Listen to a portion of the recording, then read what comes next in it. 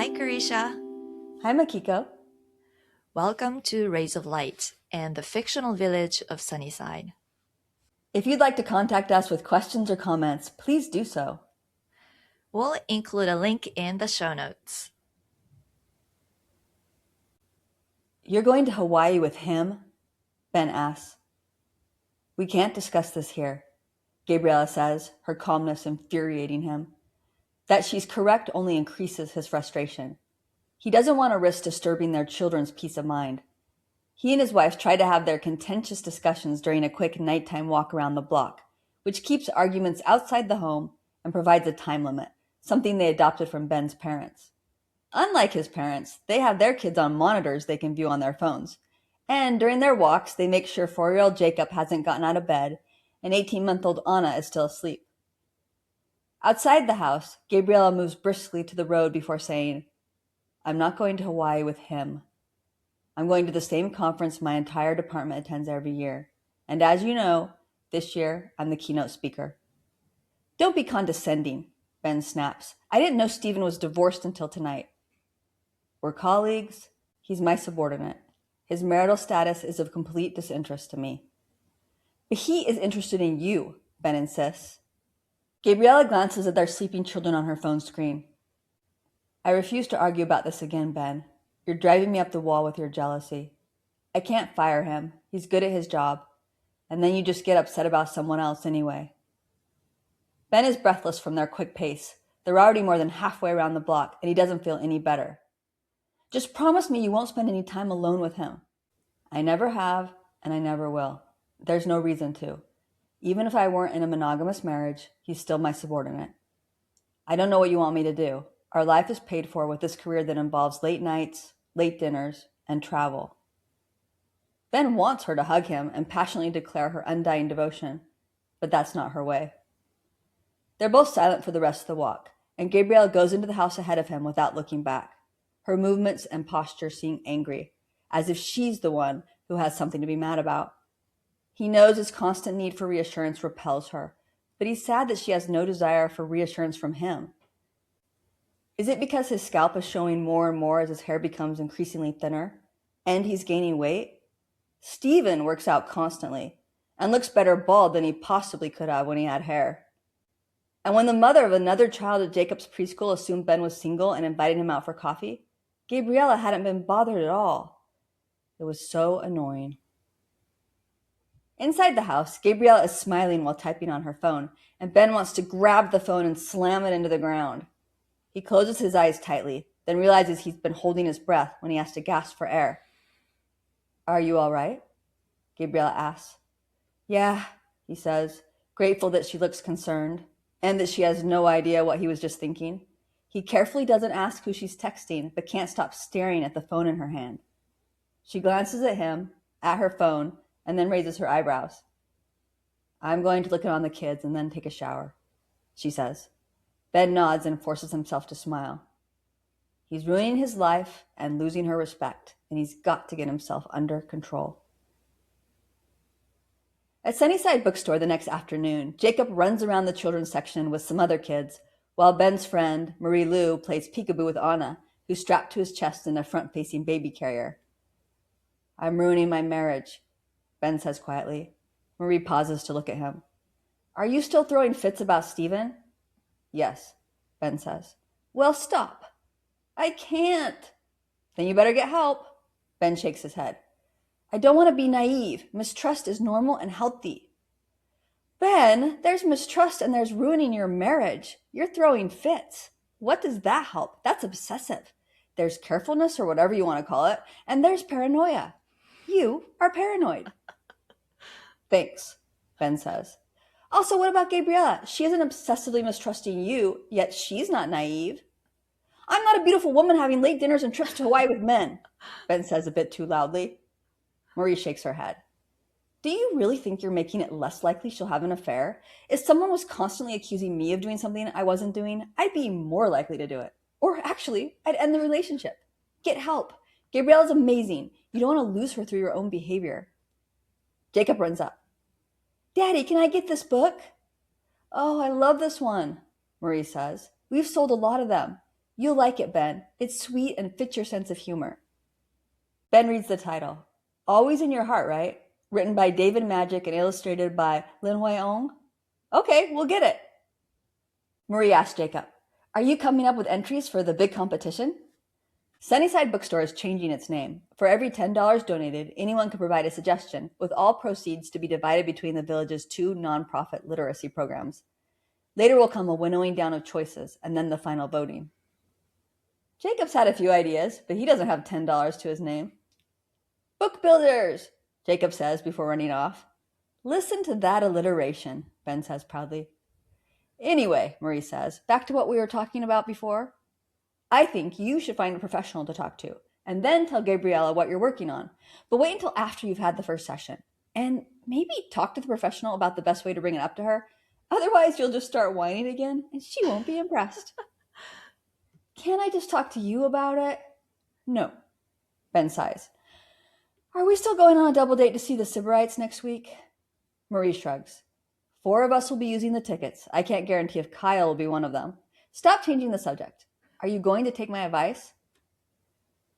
I guess so. What was it? What was what? What was my advice? You're like the older sister I never wanted. I'm 6 years younger than you. You're like the younger sister I never wanted. What was my advice? To find a professional, have a session, tell Gabriella about it, and she'll be so impressed I take action we'll all live happily ever after. A week later, after the kids are asleep, Ben asks Gabriella if he can talk to her about something. She's working on her computer and says, yes, let me save this. They sit on the couch more formally than usual, both upright with 2 feet between them. I had a session with Luke Cantrell today, Ben says. He doesn't know why he feels so nervous. You did? Gabriella asks in surprise. Yes, Anna's with the Parkers for a couple of hours. I wanted to work on my jealousy issues. Gabriella nods and watches him, waiting for more. I don't know if it will help, but I felt great after and still do. That feeling of floating is fantastic. Why don't you tell me about that? I didn't have a feeling of floating, she says. What did it feel like for you? Well, like nothing really. I didn't feel anything. It was a great experience, though. So the hypnotic state can really feel different depending on the person and even from session to session. So you might simply feel relaxed, like you're just either lying there or reclining in the sofa or something like that, and listening to your therapist's voice. Or your body might feel pleasantly heavy, like gravity is gently holding you down. And then for some other people, it can feel very light, like Ben, almost like you're floating. So it can be very different from person to person. Oh yeah, and I've had all those in different sessions, and sometimes more Oh, than yeah. one. Yeah, you haven't? Oh, Yeah, not in I've one had pretty, session. well, I mean, that's rare, but I've had a few of those, yeah, at once in one session, but I've had all of them overall, all Oh, those things you wow. described. So great descriptions. Oh, Yeah. wow. Cool. I love the floating one. That's why I brought it up. Oh, yeah. Doesn't I always don't, happen, but yeah, I don't think I've felt the heavy version. I mean, I can see how that would feel, right, right, but I don't think I've had it. But yeah, like Karisha just said, there may be sessions where you feel one way and then you feel another way, and also there are times that you go quite deep, and so then when you come out like later, you realize you don't remember much of what your hypnotherapist said.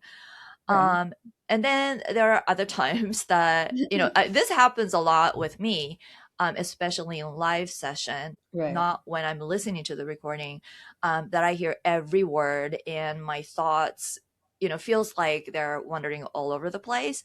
So wait, that So happens more for you in live? The yeah, wandering?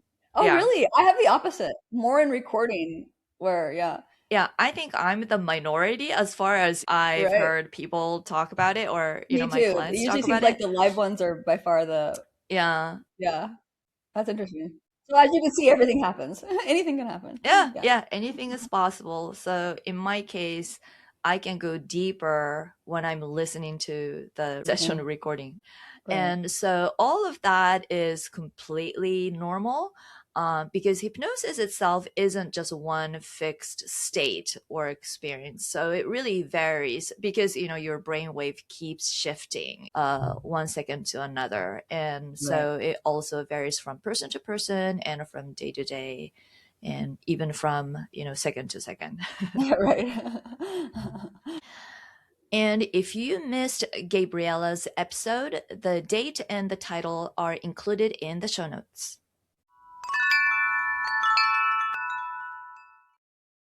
Ben says, Luke seemed to think jealousy is a pretty common problem.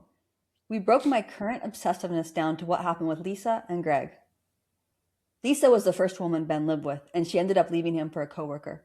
And Greg is a close friend who confided in Ben when his wife had an affair the year before. Ah, that makes sense, Gabriella says, nodding. Ben is relieved. He'd been worried that Gabrielle would feel like he was comparing her to Lisa, or to Greg's wife. Luke asked me how the stuff I've been making up in my head has led me to act around you. So as part of the whole first session thing, in hypnosis he helped me feel relaxed while thinking of our relationship. It made me realize how tense I've been about it. I'm sorry I've been acting so crazy. Thank you, Gabriella says. The next day, Ben feels so much calmer about his marriage that he almost cancels his second session, even though it's a week away. Then he decides he'll work on other things, like worries about his health and his kids, and maybe hair loss and weight gain. Then the night before his session, he's walking by Gabriella's home office and overhears her saying, You know Tim is the best there is. I'm confident he can handle this account on his own. Yes, I can guarantee that. I'll keep a close eye on him. Sure, Sam. Have a good night. Ben feels as though his stomach has plunged hundreds of feet into an abyss. So when we talk about feeling emotions in the body, that experience can be very different from person to person. I guess anything is different from person to person. I mean, That's true. I feel like I keep saying that, I appreciate you pointing that out. It's good. Yeah. So some people genuinely feel things very strongly in their body because their mind and body are very closely linked. So when they have strong emotions, then they also feel it physically somewhere in the body. Mhm. And you are the one, right? You are I'm that the type. one. Yeah. That's me. I can relate to Ben here way too much. Yeah. See, I can understand that in my head, but it Right. doesn't happen that much to me. I sometimes wonder if people hearing or reading that kind of description when they don't experience themselves and they aren't familiar, they don't know that other people experience it. I've often Uh-huh. wondered, do they think that's just made up, for the drama? But it's Oh, real for some people, yeah. yeah. Well, at least I don't think that, you know. Well, but you know, because you work with But different yeah. kinds of people. Yeah. Then, of course, there are those who don't really have that physical sensation, like me. Even when the emotions themselves are quite intense, um, it doesn't mean we're not feeling them. I mean, we absolutely are, but we just don't necessarily experience them in the body. Right. It's simply a matter of the system working differently. So it's not about, right or wrong. It's just a different wiring. And so, again, for me, sometimes I notice on my solar plexus area, like something, Okay. but it's usually quite faint. Most of the time, I don't really feel much anywhere.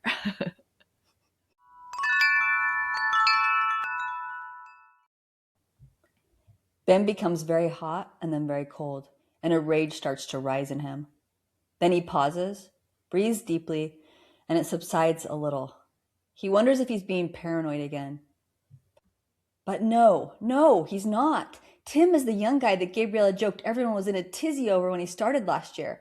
Apparently, he looks like a combination of two gorgeous actors, and he was very courteous and soft spoken besides. Or at least that's what Gabriella reported many of her colleagues as saying. Ben hasn't met or even seen Tim yet, and now he knows why. Of course, Gabrielle is attracted to Tim, the young, never married guy, not Steven, who has an ex-wife and a complicated child custody agreement. Why would she choose someone in his late 40s with loads of baggage when she can have a young, energetic movie star lookalike who's never even been married? This is why she remained so calm and disinterested when Ben railed on about Stephen. Or maybe she was involved with Stephen, then lost interest in him when Tim came along. Maybe that's even why Stephen's getting divorced. Why has he never thought of this before? Ben is now leaning against the wall, trying not to slide to the ground. He wants to start yelling and banging his fist against whatever he can reach. But that would be foolish. He'd upset the kids. He might even lose custody of them. Oh, that would be really dumb of Gabriella, since she has a free child carer and the most trustworthy one possible, their ever-loving dad, who chose to stay home and raise them and is now entirely dependent upon the income from her poisonous career. How could he ever have trusted a scenario analyst in a risk department at a financial services firm? She's cold and controlling, entirely focused on investments and wealth management. He opens his mouth to say something and then stops. What will happen if he accuses her? The improvements to their relationship will end. But does he want an improvement when she's deceiving him in this way? Wait, what was it Luke said? The stuff he was making up in his head? Is he making this up? How can he know? How can he know? Sometimes after a session, you can feel so much better that it almost feels like the issue's like completely resolved. And that's great. But especially with long-standing issues or patterns, it's usually not a one session thing. Right. Because the roots can be very deep and real rewiring doesn't happen overnight. It's no hypno miracle. At the same time, if you felt the difference, even after just one session, that's quite significant because it means your mind is capable of responding differently. It means change is possible. But then, things can happen in everyday life that trigger the old reaction again. But Hmm. it doesn't mean the session didn't work. It just takes repetitions for the new pattern to root deeply in your subconscious. So repetition is, even very, or actually even more important with conscious based therapy. It just works much faster in hypnotherapy, but nonetheless, the repetition is still very important Hmm. because there's something we call the law of repetition. So, especially for long-standing patterns, there are like a fully grown forest in the subconscious, and they've been there for years and sometimes decades. And when we introduce a new suggestion in hypnosis, like dropping messages into your subconscious, it's more like planting a tiny seedling in the middle of this big forest. And it's alive, it's real, but it's very small. And so then, you know, you have to nurture that seedling, because if you just plant that seedling and walk away where it's surrounded by all of those old established trees, old patterns, then it's not likely to survive for very long. I mean, probably like max a week or something, or maybe only even a few days, because it needs sunlight, it needs water, it needs space. And in practical terms, that's the repetition, listening to the session recordings, taking small steps in real life, really reinforcing the new response, the seedling. And so that's how the seedling grows and overpower the forest That's over beautiful time. imagery. I love that. Sorry, I didn't mean to interrupt you. No, no, But no, no, that's really no, beautiful. that's I fine. like that. Yeah, I use this metaphor a lot because I think it kind of illustrates how it Yeah, works. it does. Yeah, so when an old trigger shows up again, it doesn't mean nothing happened in the session. It just means the old forest is still Right. stronger, and the new pattern needs nurturing. And so with the repetition, the seedling grows stronger, and over time, your subconscious landscape really start to change. Beautiful.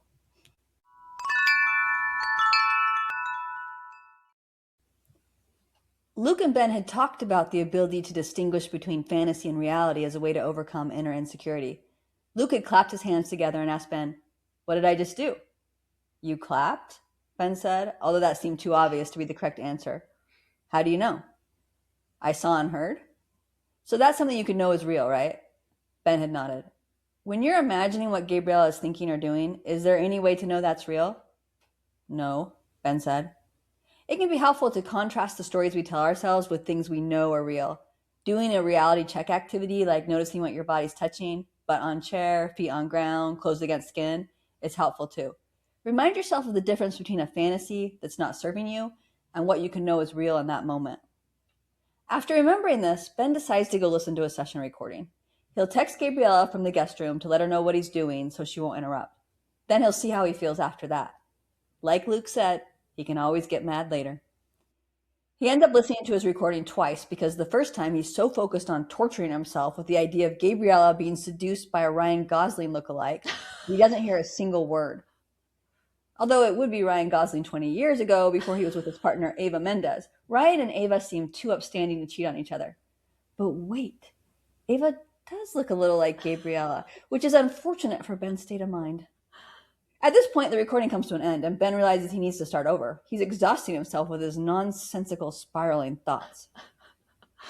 I want to clarify something here. In hypnosis, it's completely normal for your mind to wander. You might be relaxed, listening to the voice, and at the same time, notice your thoughts drifting here and there. It can even feel like you're not concentrating properly. That's actually very common, and there's nothing wrong with that. But that's different from being so triggered or emotionally activated that you simply can't settle. When your system is in that heightened state, almost it's like running on adrenaline. Your Right. thoughts can race in a way that blocks you from really taking anything in from the recording. In that state, you're not just casually wandering, you're just being overwhelmed. And when that happens, it can feel almost impossible to listen. So, yes, mind wandering is normal in hypnosis, but being so upset that you're mentally blocking everything out, that's a different state altogether. And sometimes just means you need a little more time to calm yourself before the suggestion can really land. Right. So listening a second time or other things you can do is maybe a little physical activity that can help. Yeah. Or you can try some different things like maybe working out a little bit. That often helps me. Oh, some Mhm. people, it helps them to like lay down and put their legs up like against a wall or something. Oh, That can be really calming. Yeah, that's oh, that's cool. a neat calming thing to do. That's something you Mhm. is recommended to do after a hard workout actually with Yeah. deep breathing to get. Also paying attention to what you might have eaten that day. If you're hungry, have a little snack. Um, you might have some protein, see what if you've eaten a balanced meal Mhm. that day, hungry, thirsty, taking care of those kind of things can help a Mhm. lot. Not sugary carbohydrates. Right, exactly. Oh, and not too much caffeine so you're jittery. Yeah, definitely.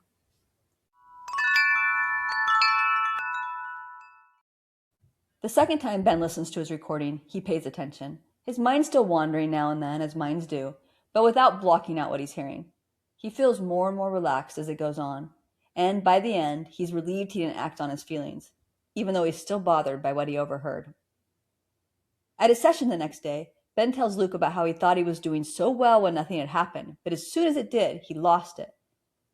In the past, she's told me about how many of her colleagues think this Tim is really good looking. I mean, it was a big deal when he started there. That's how attractive he is. You've told me about how important Gabrielle's job is to her, Luke says. Is Tim a subordinate? Yes, but people. I'm sorry to interrupt, Ben, but has Gabriella ever said or done anything that made you think she would have an inappropriate relationship with a subordinate? Ben is quiet for a moment. I guess not, but okay, no, I guess she wouldn't, even if she wanted to. Did you write out all the ways your former girlfriend and your friend's wife are different than Gabriella? No, Ben admits. Consider doing that this week. That will make it more concrete for you when you see it in writing. Include how your current relationship is different than those relationships as well. I will, Ben says. I just wish I could know for sure. Trust isn't the same as certainty, Luke says. No one can prove they're 100% trustworthy, including you, right? Doubts can always be created, not just around any person, but around anything. Like one of my favorite philosophers, David Hume, pointed out, even though the sun has risen for billions of years, we can't be certain it will rise tomorrow, right? So why don't you worry about it not rising? Assuming that's not what you want to work on next. Ben laughs. Jacob would probably ask excitedly if it's because the sun burnt out or if the earth stopped spinning or what. But going with what you really meant, no, it's not something I worry about. That's as much certainty as anyone can have, Luke says. When we're trusting properly, we don't need to be 100% certain. We can't be. When we keep trying for that 100%, we end up torturing ourselves and straining our relationships. One of my colleagues, who's also a friend, once said to me, "Don't live in the wreckage of the future." I like that, Ben says after a moment. Don't live in the wreckage of the future. I haven't heard that before. Looking at your life without these specific worries, what do you see? Luke asks. Um, Happiness? Happiness. It's everything I've ever wanted. I want to live in the happiness of the present. I'd like to be able to do that more. I'm always worrying about something. During the next week, Ben finds himself more able to focus on good moments with his children and Gabriella, and he feels more relaxed overall. But even though he's worrying less about Gabriella being romantically involved with a colleague, he's sometimes stricken by the thought that if she left him, life would be unbearable. He brings this up to Luke the next time they meet. When we really fear something, Luke says, we avoid addressing it fully. So let's try that now. If that did happen, what sort of things would you do to keep going? Oh, wow, Ben says. It'd be terrible. Luke nods. What would you still have in your life? Well, my kids, of course. My friends. I have a lot of good friends. My family, Gabriella's family. So a lot of strong relationships, Luke says. That's great. Do you have any activities you really enjoy that you do alone or with friends? Ben hesitates. Not really, I guess. I mean, I used to, but I'm so busy with the kids and everything. What did you like to do in the past? Luke asks. Well, I used to love to golf and woodworking, but both those things take so much time. I haven't done either since Jacob was born. What did you make out of wood? The last thing I made, a cutting board to match my brother's mahogany kitchen, and before that, a chess set for my dad. So you have pretty advanced skills. Ben shrugs. There's another guy in my neighborhood who does the same sort of thing. He'd come over, we'd chat and work on our projects. I still see him around, but haven't had time to get together. What about other friend time? Ben shakes his head. I don't really have much focused friend time. I often take the kids to the bookstore and my friend Marie's there so we can chat if she's not busy. She gave me the advice to make an appointment and stop ruining my marriage. Luke smiles. So a very valuable friend. Do you think it's possible for you to do something outside the house just for yourself once a week? Ben shrugs again. Maybe. Start small. Perhaps meet someone for coffee for an hour to catch up, or see what project your neighbor's working on. And although it would take a bit more time, how about playing 9 holes of golf with a buddy now and then? Do you know other golfers? Yeah, there's a group of us that used to get together. Last I heard, they were still meeting up. It's interesting, Luke says, but when we expand our lives, we tend to spend less time focusing on what might go wrong. And if you feel better, your whole family will also. What do you think Gabriella will think about this? She has a friend group she lifts weights and rock climbs with, so I'm sure she'll understand, Ben says. Excellent. I'm excited to hear what you'll do first. So, just to briefly review the dynamic here, Ben is very relationship centered, as you can probably assume. For him, connection and reassurance are very, very important, obviously. Very, very. So when he doesn't feel that reassurance, it can quickly trigger a fear of rejection. Relationship centered people tend to be very sensitive to that sense of rejection. Now, you agree, Karisha? I agree, and I'm one of them, yep. Yeah, so am I. But I'm low on the spectrum. But so that's why in this story, when Gabriella focus on something else, especially her work, he can experience it as if he's being sort of pushed aside, even if that's not her intention.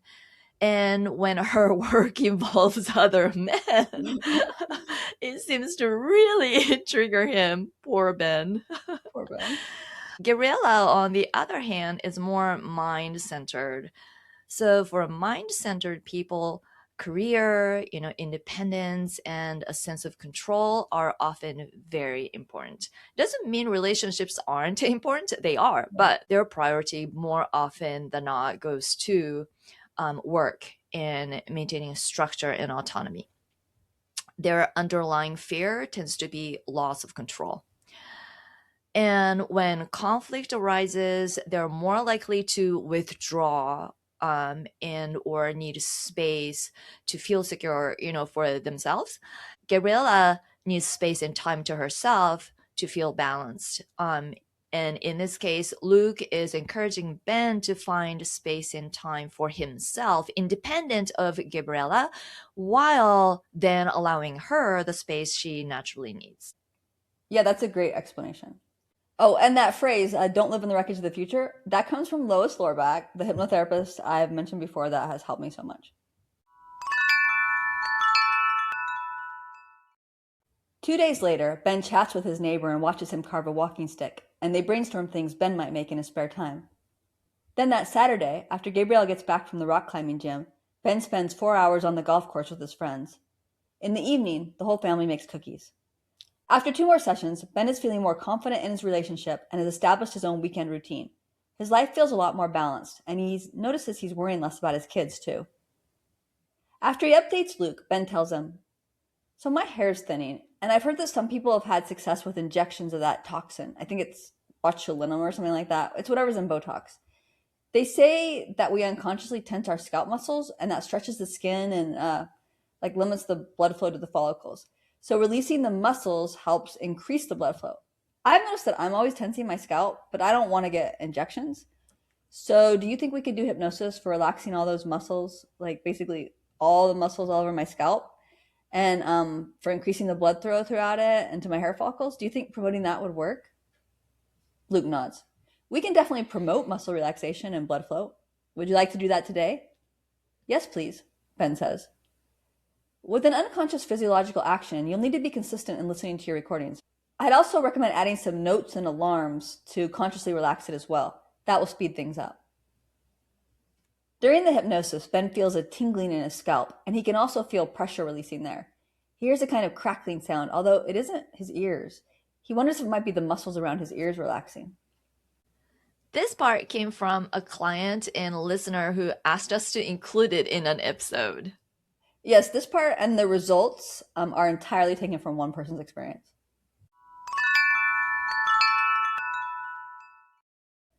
Ben doesn't write himself notes or set any alarms, but he does listen to his scalp relaxation recording most days, when he doesn't feel like he needs one of the earlier ones instead. He starts to notice more and more when he's tensing muscles in his scalp, then more and more when he's not. A few weeks pass, and there's already far less hair in his brush, and the hair follicles he can see look stronger. After 2 months, he thinks his hair seems thicker. "Look at my hair," he tells Gabriella, not for the first time. "It looks great," she says, gently tugging at a handful as she walks past. "Don't pull hair," Jacob shouts. "Dada air," Anna says. "Yes," Ben says approvingly. "Dada is very hairy." "But you're not supposed to pull hair," Jacob insists. "Moms are allowed to pretend to pull hair because they do it gently," Gabriella says. "Can I pretend to pull hair if I do it gently?" Jacob asks. "No," Ben and Gabriella say at once. And she adds, "Are you a mom?" "Can I do it when I'm a mom?" he asks. "Sure," Gabriella says, "but not before." "When I'm a mom, I'm going to pull your hair," Jacob tells Anna. She thrusts a food-covered hand toward him, smiling hugely. "You still have to do it gently," Ben says. "I will," Jacob yells. "Okay, I'm off to the golf course," Ben says. "Can I learn to golf?" Jacob asks. "Sure," Ben says. "My dad taught me when I was about 8, so maybe in 4 years." "I want to be 8 and a mom," Jacob says. "When I get back, remember what we're going to have? Pizza!" So cute. I love that conversation. So it's really great that, hypnosis really worked in terms of hair loss or hair regrowing. Um, I just want to clarify that, this doesn't mean hypnotherapy is a guaranteed solution for hair thinning or hair loss. There are many different reasons people lose hair. Reduced circulation can certainly play a role, and stress can also affect the body in ways that influence hair growth. Because hypnosis promotes relaxation and shifts the body into more relaxed parasympathetic state, it may support those particular factors. But as far as my understanding goes, hair loss can also be influenced by other issues like genetics, hormonal changes, nutritional deficiencies, and other stuff. And so hypnosis is not a promised cure for hair loss. I mean, hypnosis doesn't cure anything anyway, Mhm. but it may help address certain contributing factors like, stress and muscle tension. And obviously that really worked well with this, you know, person. Yeah, I'm really glad you explained all that. That was really great. Thank you for joining us in Sunnyside. If you enjoyed your time with us, please share this episode with a friend. Thank you to High Street Jack for our theme song. And thank you, Makiko, for managing the post production work and our website. And thank you, Karisha, for writing such great stories that gets better and better.